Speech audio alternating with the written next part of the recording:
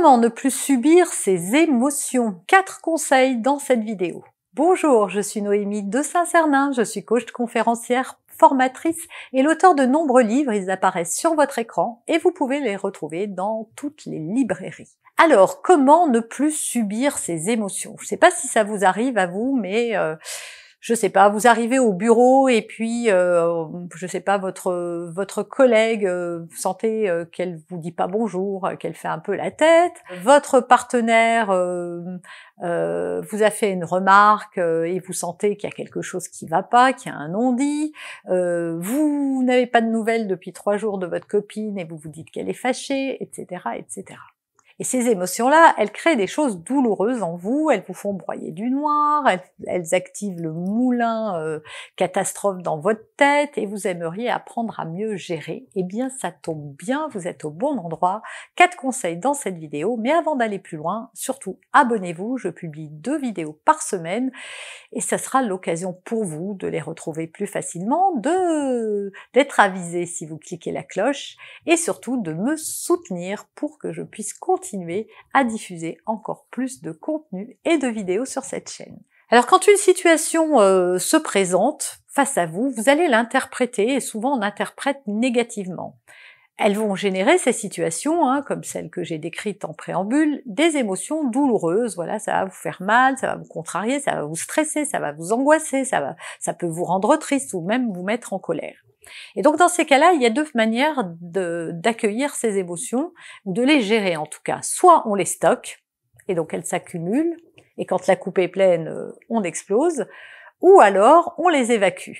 Et donc la bonne pratique consiste à accueillir son émotion pour la laisser partir. Parce qu'une émotion, ça ne disparaît pas. Si on n'en fait rien, elles vont s'accumuler, elles vont générer encore plus de négativité à l'intérieur de soi, encore plus de sentiments désagréables.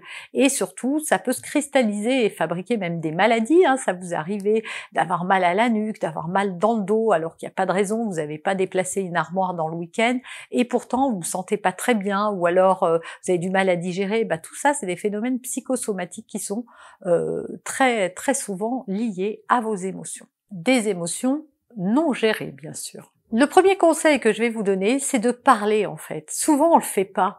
Je sais pas, comme tout à l'heure, voilà, vous arrivez au bureau, vous arrivez à la maison et votre partenaire ou votre enfant fait un peu la tronche, en tout cas c'est ce que vous vous dites. Et au lieu de lui dire « je comprends pas, ça a pas l'air d'aller, tu m'en veux?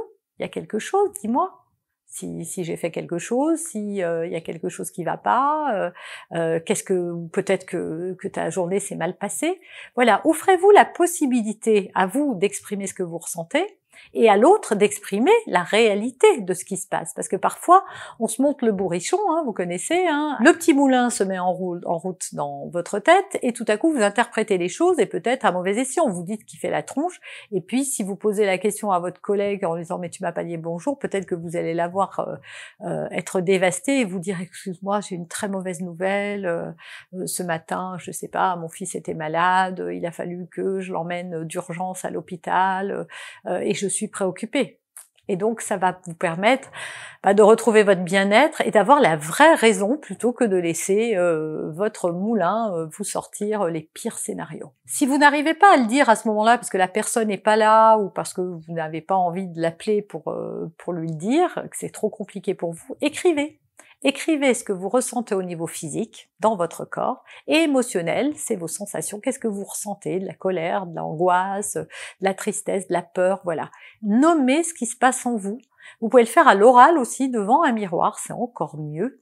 Mais vous allez voir, tout ça, ça vous aide, en fait, les mots, MAUX, quand ils sortent par la bouche ou à l'écrit, et surtout pas avec un ordinateur ou un téléphone, vraiment en écrivant les choses, eh bien c'est une manière thérapeutique d'extraire les émotions de soi-même. Donc mon deuxième conseil, c'est quoi qu'il arrive, écrivez l'émotion, une fois que vous l'avez bien identifiée, que vous ressentez. Troisième conseil, trouvez les phrases que vous vous dites et qui tournent en boucle dans votre tête. J'en ai marre, c'est toujours pareil, il est jamais content, je suis la boniche, je sais pas, voilà, vous dites des choses. Et donc notez ces phrases, prenez-en conscience, c'est important parce que c'est elles qui génèrent l'émotion que vous venez de trouver. Et enfin, quatrième conseil, trouvez quel besoin vous avez là en ce moment? Vous avez besoin de quoi? Vous avez besoin d'être rassuré, vous avez besoin de sécurité, vous avez besoin de reconnaissance, vous avez besoin de paix, de calme, d'harmonie. Trouvez quel besoin est là, en ce moment, par rapport à ces phrases, par rapport à ces émotions, de quoi vous avez réellement besoin. Pareil, exemple concret, comme tout à l'heure, voilà votre collègue, alors on va prendre plutôt un exemple où la personne n'est pas là, bah oui, vous êtes rentré chez vous et vous avez senti que votre collègue était agacé aujourd'hui, bah vous aviez besoin qu'elle vous rassure, vous avez besoin d'être rassuré. Voilà, moi j'ai besoin d'être rassurée parce que là je me sens tendue, j'ai l'impression que j'ai fait quelque chose de mal.